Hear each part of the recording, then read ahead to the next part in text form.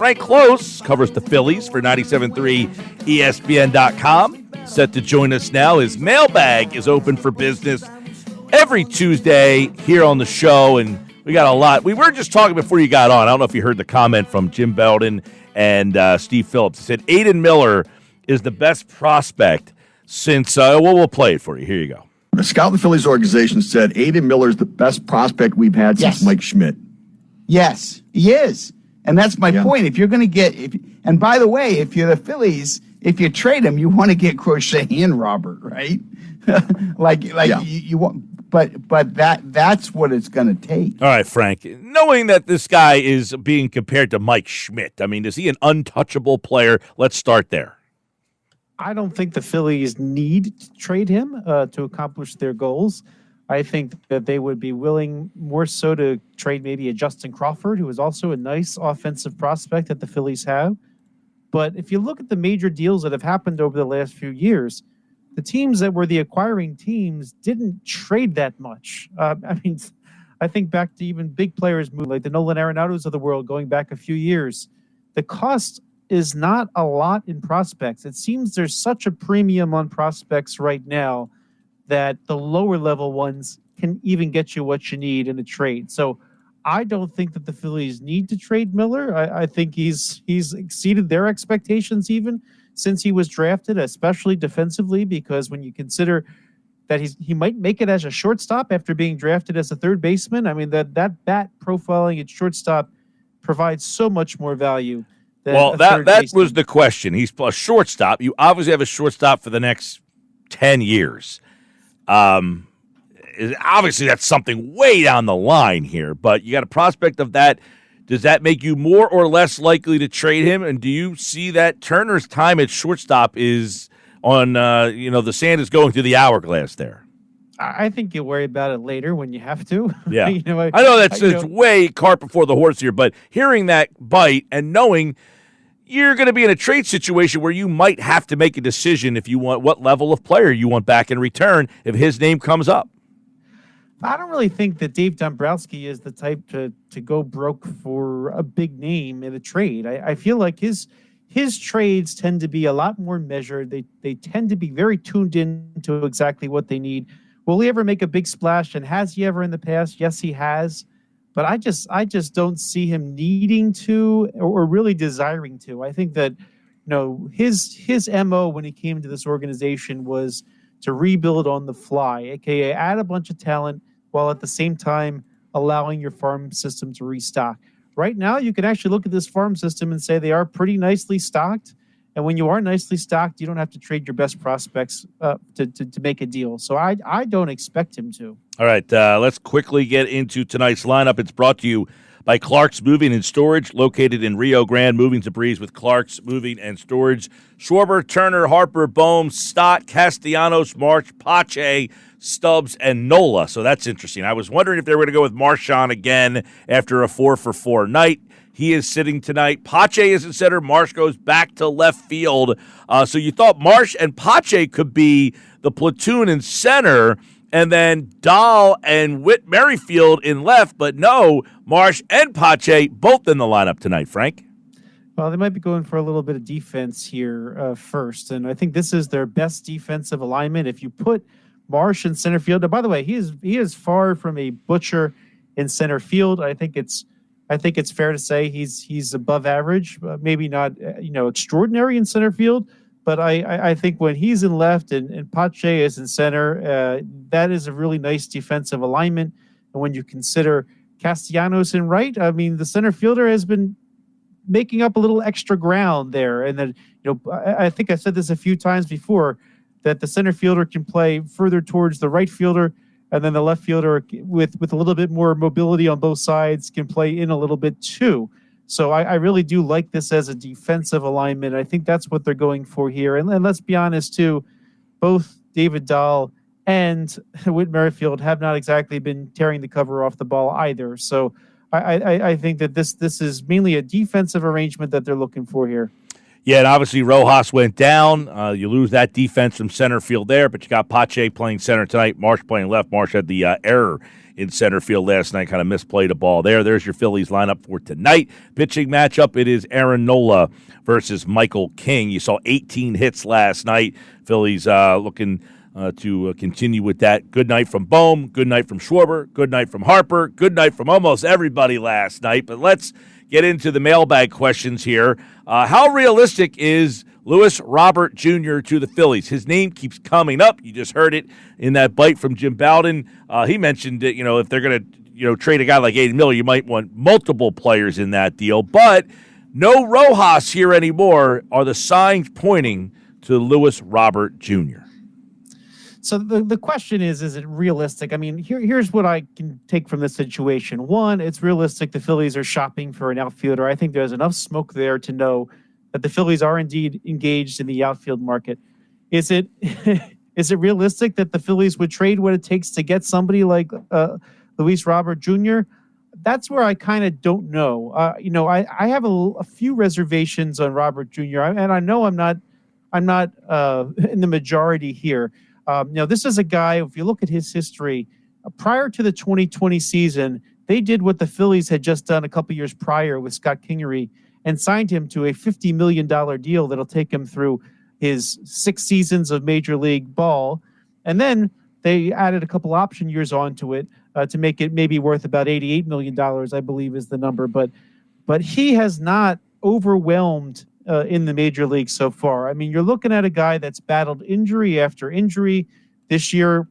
I think it might have even happened during the Phillies series or shortly thereafter was this year's most recent injury.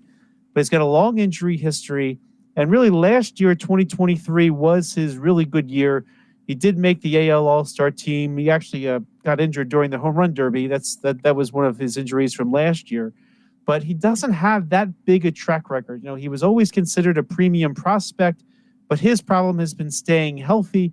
His problem has been putting up those numbers that you would have expected him to put up like he did last year. Now, the Phillies certainly know those types of deals with Scott Kingery. They know the Dominic Brown type surges that disappear afterwards. I think he's better than Dominic Brown, but I have just enough reservations about him to think that he might not be worth that type of premium prospect package. Now Jim Bowden, he recommended, putting a package together and getting the White Sox best pitcher right now as well. That's what that was about. But I don't know. I don't know if the Phillies need to do that double trade. I feel like a trade for Luis Robert Jr. would cost too much. And then if he's injured, well, then what? So he's not a name that I particularly would like to see in Philadelphia. I have just enough concerns that I don't think it's a good idea. But, is it out in the realm of possibility? Of course. I mean, the Phillies are shopping. Maybe the White Sox certainly are understanding of everything I just said, and maybe their price comes down. Well, yeah, you threw in there. He threw in Garrett Crochet as well, who's having a great year. He might as well be Steve Carlton on that team. Right. They're 19-54. And he's got 6 of their 19 wins. His whip is .090. If you could add that level of pitcher, the question would be, when would he even pitch in a playoff series? I mean, really, your top 3 are going. You only need the 4th guy maybe twice in the entire playoff round. So that would almost be like an embarrassment of riches. It would, and I'm not beyond what the Phillies did in 2011, which was have that embarrassment of riches. But if I'm the White Sox, I'm not packaging them in the same trade. I'm selling them separately because any pitcher pitching like that in Major League Baseball is going to get a boatload back in return.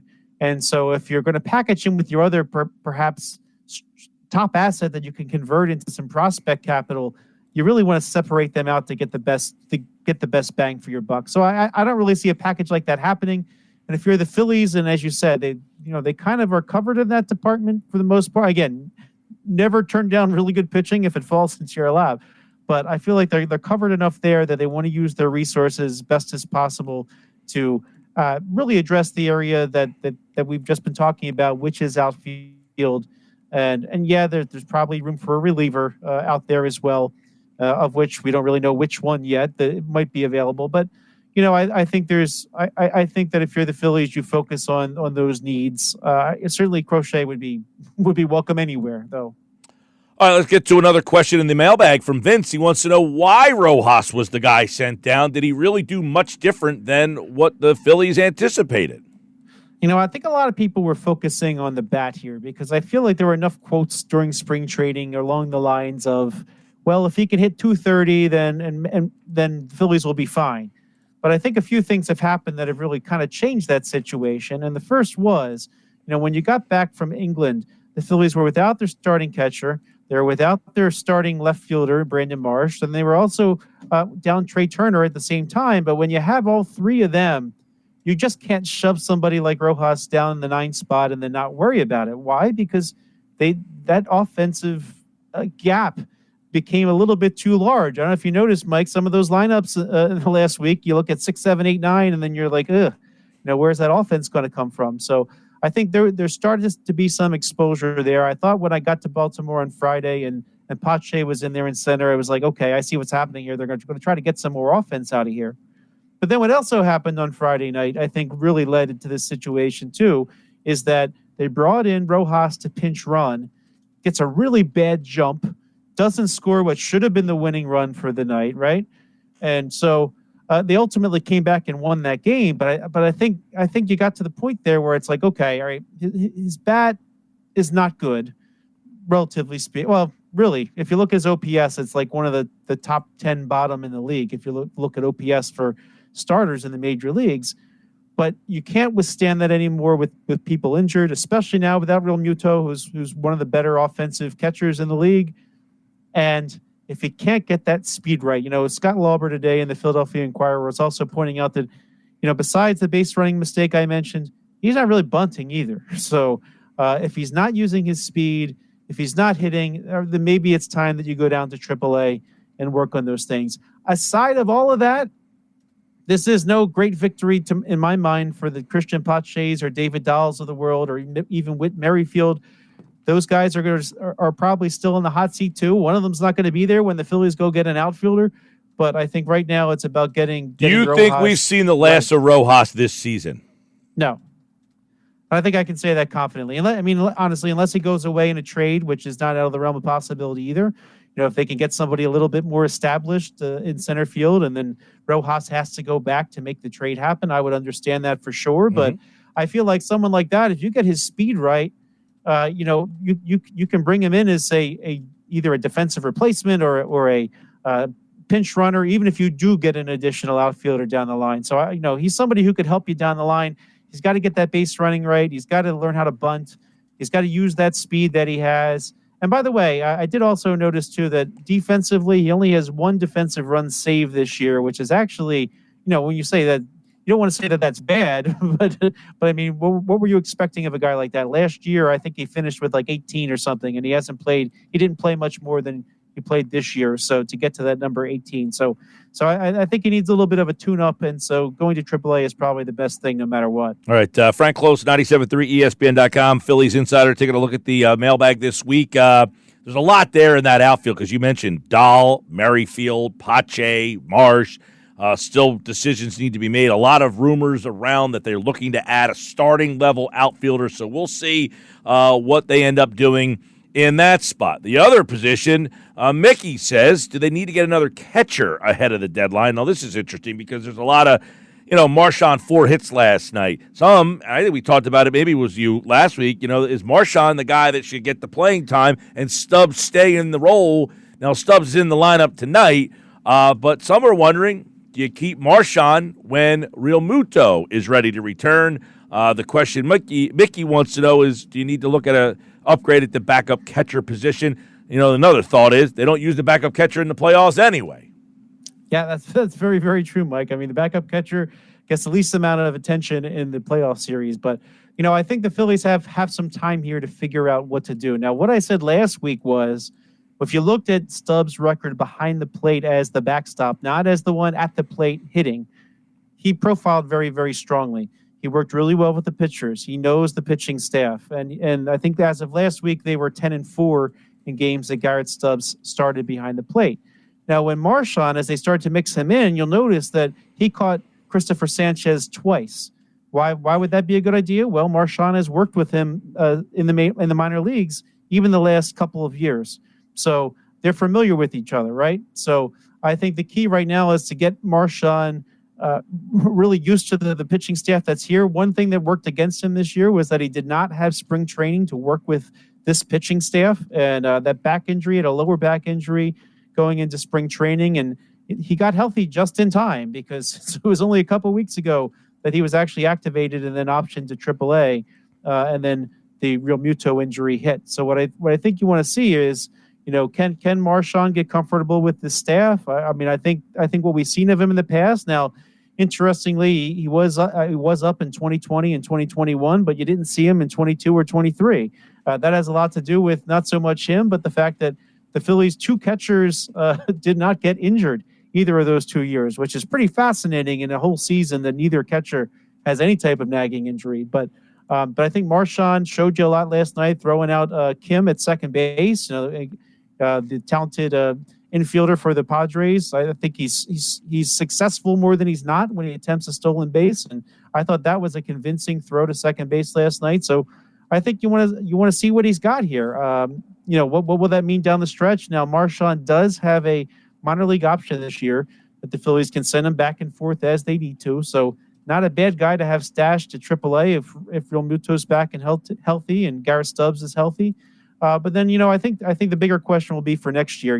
Is Marchand ready to rise up to the majors and be that backup? And I think he's going to determine a lot of that right now during this window of opportunity that he has. Now, Mike, if both he and Stubbs are a disaster, I don't expect them to be, or if he and Stubbs, one of them gets injured too, I think then the Phillies need to absolutely go out and get somebody. But I think for now, this is a really good window of opportunity to see what he can give this Phillies team. Well, and I guess the question, even if Marchand comes up and he hits 350 and he's rocking and rolling, is Stubbs that important in the clubhouse to say, listen, we don't want to, rock that boat because the backup catcher's not playing anyway?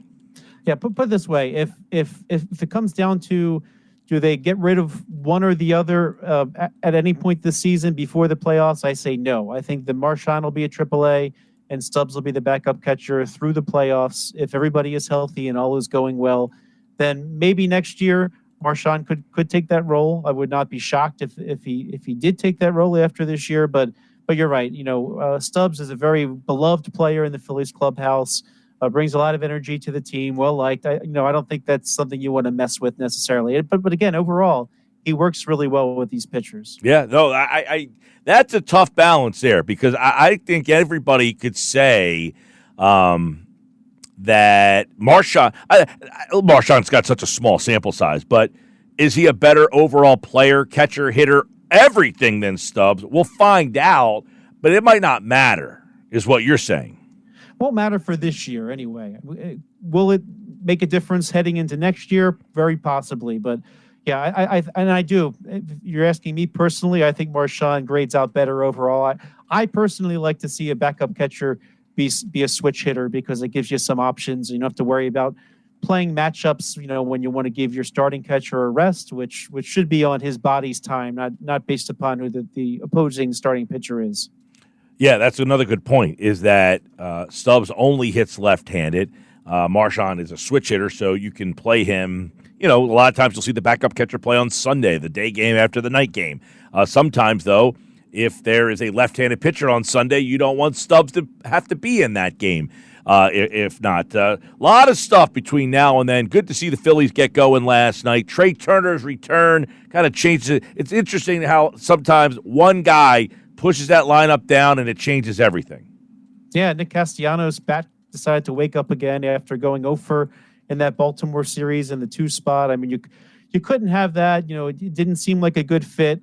But at the same time, the other options they had, if let's say Bryson Stott, if you were going to put him second, where he has hit a couple times, then you'd have 3 lefties in a row, and then the bullpen is just ready to line up and do that. So I think that was a lefty-righty thing that happened before, and this really puts that lineup a lot better balanced. Not just for the starting pitcher of the day, but when they bring in the relievers later in the game. Frank Klose, everybody, 97.3 ESPN.com, Phillies and the Padres. It's Nola and Michael King tonight for San Diego as that game at Citizens Bank Park. By the way, Friday night, Apple TV Plus, Sunday, the game's on Roku. So you might not get to see a lot of those Phils this weekend as the rematch with the Diamondbacks, who were playing a lot better baseball, by the way.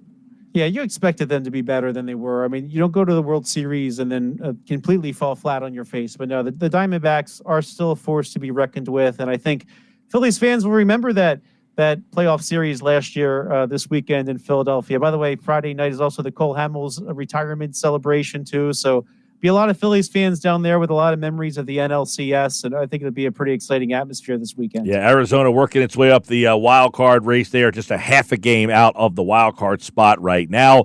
So it's a big weekend coming up, but the Padres are here now, who are also a half game out of the NL wild card race. In fact, everybody seems to be a half game out of the NL wild card race. That's including the Mets, who are just one game out of the National League wild card. Frank, we will talk to you next week, pal.